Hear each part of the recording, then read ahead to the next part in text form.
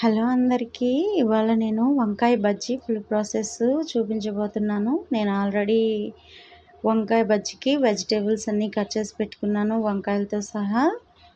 So ఇప్పుడు పోపు వేసుకుంటున్నాను. పోపులో ఆనియన్, గ్రీన్ చిల్లీ, అలాగే ఎల్లుల్లిపాయలు, తర్వాత కరింపాకు అన్నీ వేసి వేయించుకున్నాను.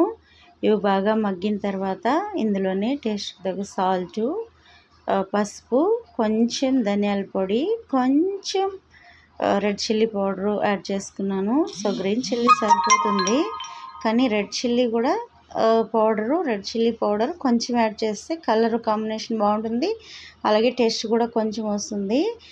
నేను ఎప్పుడు వంకాయ బజ్జీ చేసినప్పుడు లేదా బెండకాయ బజ్జీ చేసినప్పుడు ముందే పోపు వేసుకుంటాను. సో ఇలా చేస్తే చాలా టేస్ట్ ఉంటుంది, మీరు కూడా ట్రై చేయండి. సో నేను ముందే పోపు వేసుకుంటున్నాను. సో ఇప్పుడు ఇవి బాగా వేగిన తర్వాత ఇందులోనే టమోటా ముక్కలు కూడా యాడ్ చేస్తున్నాను. సో టమాటా ముక్కలు బాగా కలుపుకొని 5 మినిట్స్ మూత పెట్టుకుంటే టమాటా ముక్కలు బాగా మగ్గిపోతాయి.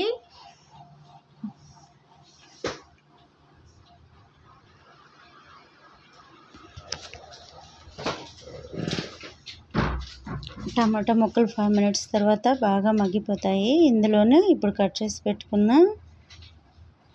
వంకాయ ముక్కలు కూడా వేసుకోవాలి. వేసుకున్న తర్వాత కొంచెం చింతపండు కూడా వేసుకోవాలి.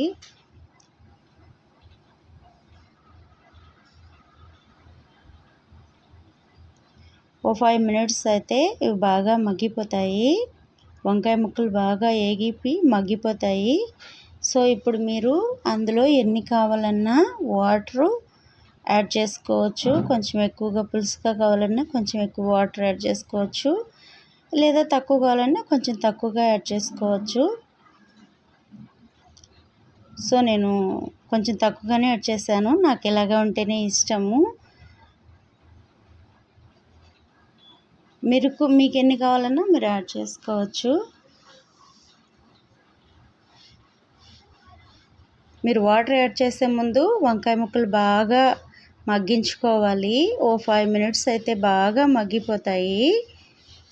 తర్వాత వాటర్ యాడ్ చేసుకోవాలి, అప్పటికి వాసన అంతా పోతుంది, పచ్చి వాసన. వంకాయలు టేస్టీగా వస్తాయి, నూనెలో ఏగుతాయి కాబట్టి. సో మనకి ఎన్ని కావాలన్నా తర్వాత వాటర్ యాడ్ చేసుకోవచ్చు. అందులో ఒకసారి మీరు సాల్ట్ కూడా చెక్ చేసుకోండి, సరిపోతుందా లేదనేసి. నేనైతే చెక్ చేసుకున్నాను, ఆల్రెడీ నేను వేసిందే సరిపోయింది.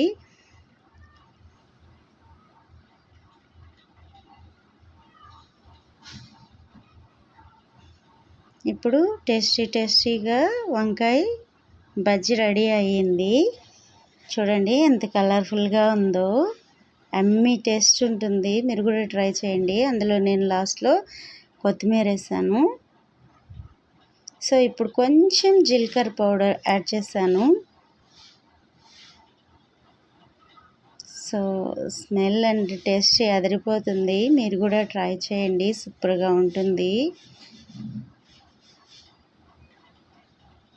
అలాగే నచ్చితే మా ఛానల్ని లైక్ చేసుకోండి, సబ్స్క్రైబ్ చేసుకోండి.